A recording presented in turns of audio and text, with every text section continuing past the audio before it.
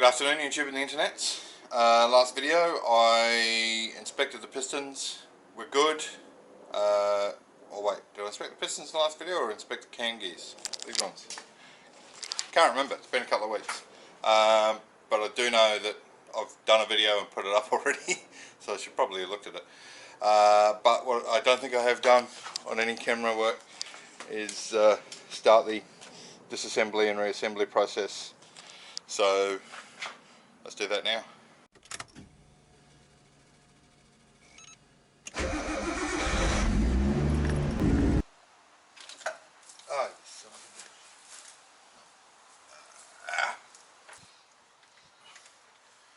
Reckon I was better to put your hands. There's a pepcock on here. Let's open that.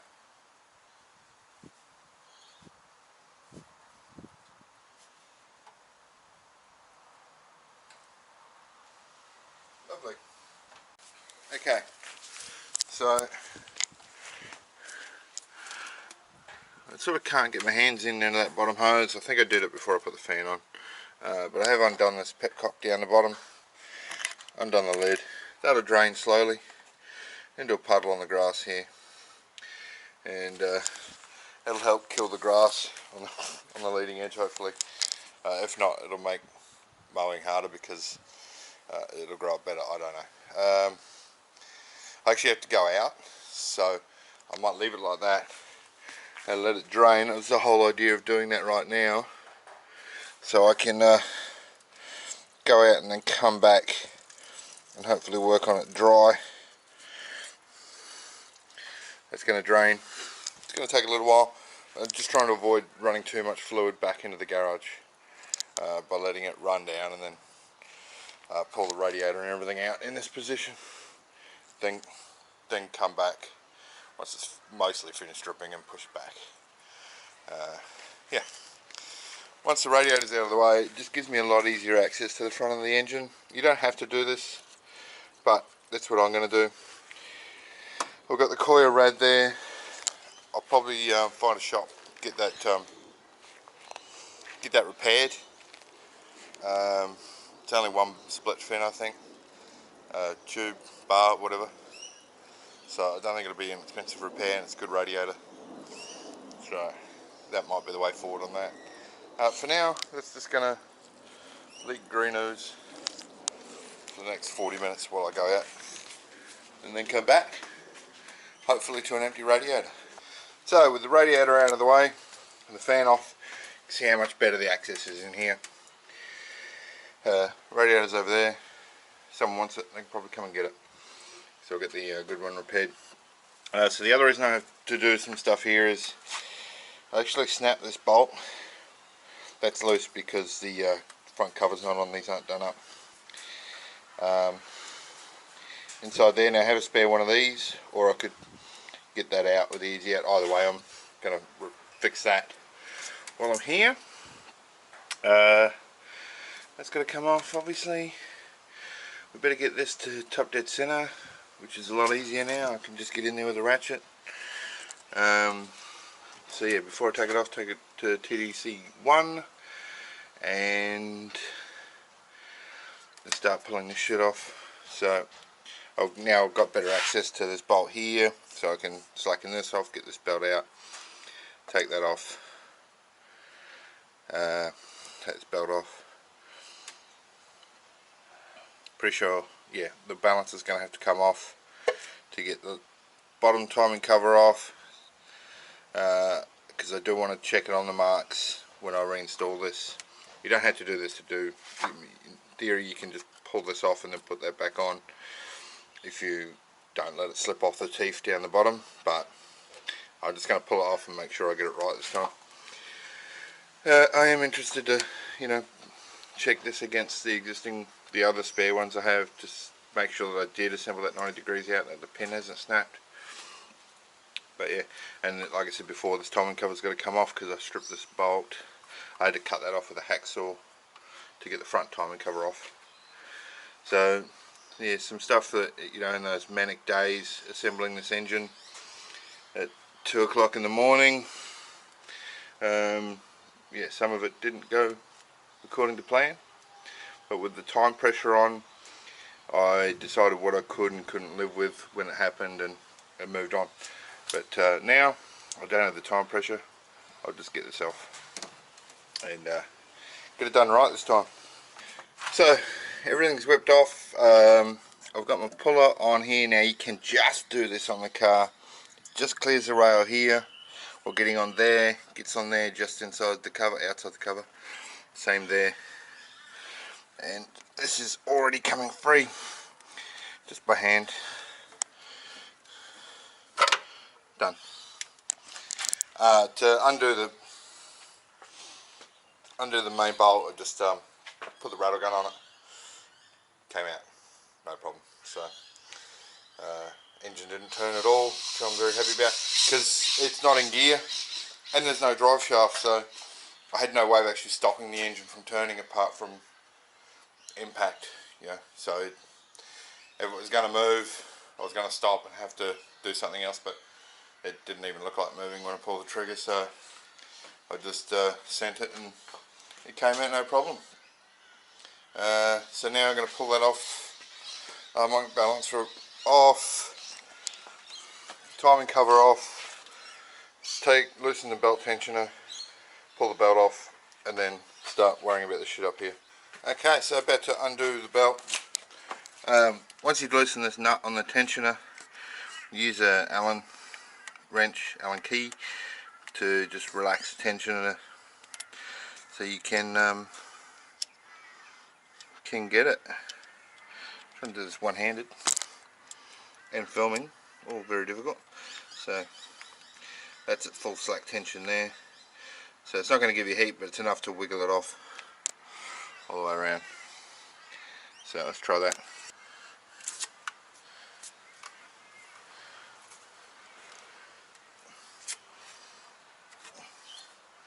It's pretty tricky. It's sort of tight to get on. Actually, let's take the cas off.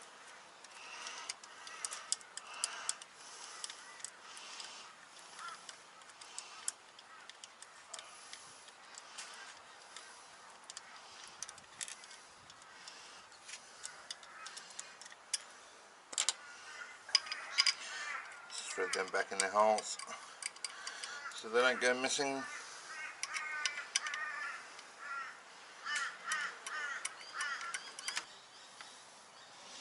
Let's do that nut back up in the relaxed position on the tensioner. So I've got two hands. Pretty sure if this was done up, I could lever against that pretty well. That cover on.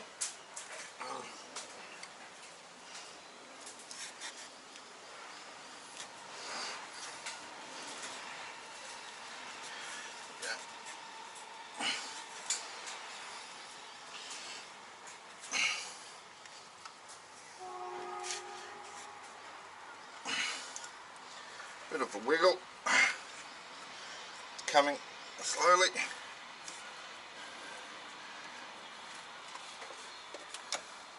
Get any sort of relief up here, it would be helpful.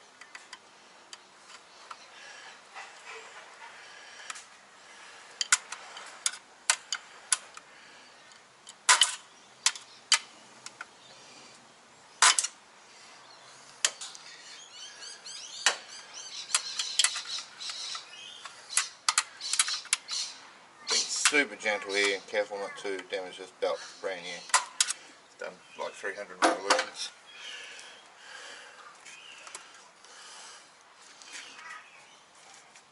It's almost off on the tensioner pulley.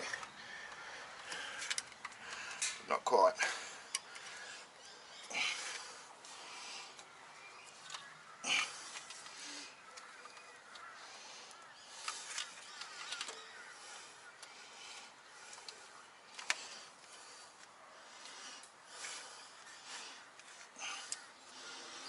Little room in that lower gear. Not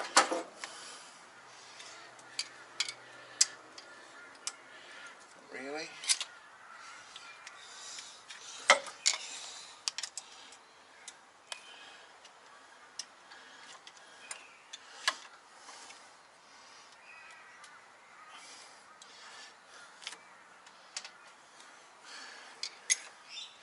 The actual gears coming forward rather than the belt.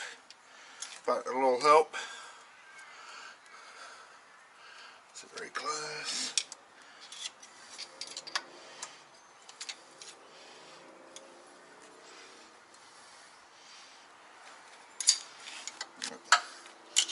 Let's see if we can go any further.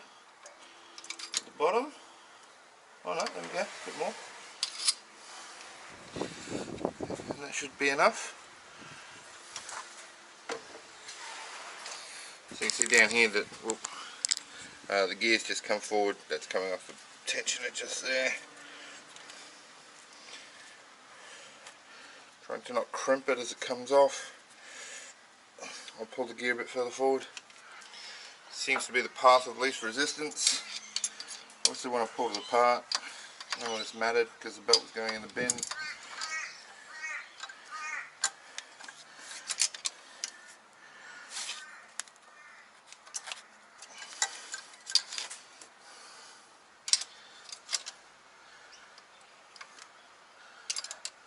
Come on. Just come forward a bit, diamond gear. There we go. That should be enough. And we are off. We're free. Let's slip that gear back in and then put my Woodruff key back in the hole, which I pulled out because it was coming out. I didn't want to lose it, so I set it somewhere safe. Where's that? Right there.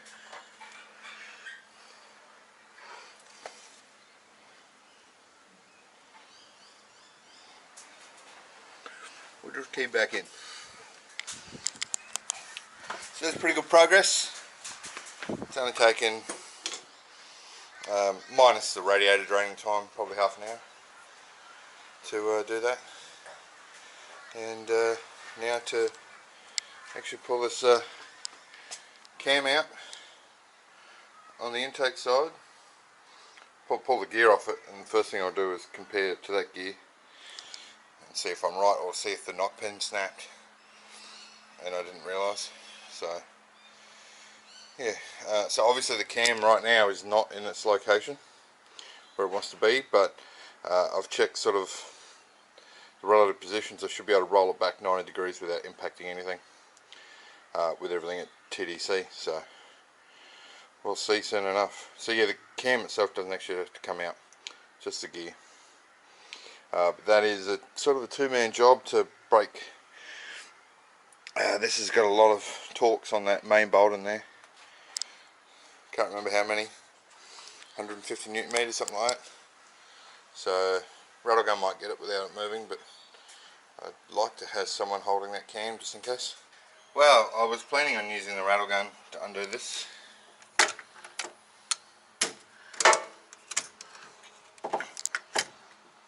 Sort of can't. Kind of doesn't fit. What if the cordless one's a better fit? Well, with the short socket, it's close, but it's not going to go. Which means it's a breaker bar, which means, fuck, I do that every time. Which means I need a second set of hands here to hold the cam still. So, I guess it's time for a beer. My apprentice is out doing things. He won't be back till about 5 o'clock, which is another hour away. So when he gets back, I'll get him to give me a hand. Until then, I guess I'm waiting. But yeah, pretty happy. Got some progress. I suppose I could take this bracket off and find the spare, find one of the other ones to swap it out. So I can have 3 bolts in the CAS like you're supposed to. It wasn't going to stop me getting it tuned, and I had every intention of replacing that after it got back from the run and tune. But it never got that far, so it's still on there. But I think I've got one in this box as well. Another one of those, so I'll have a rifle through this shit and see if I can find it while I wait. Okay, the apprentice is back from Smoko, so let's get this gear off. So let me take a little bit of it, so it's hard against that. Okay, you got it? It's going to take a lot of force. Ready?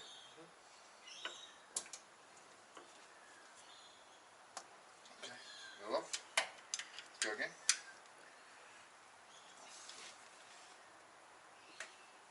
There we go. Awesome. That's it. That's all I need.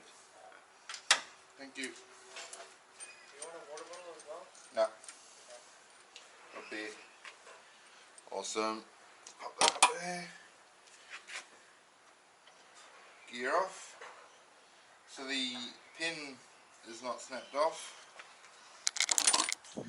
The knock pin here, which is the locator, which locates in there. I don't know if you can see that.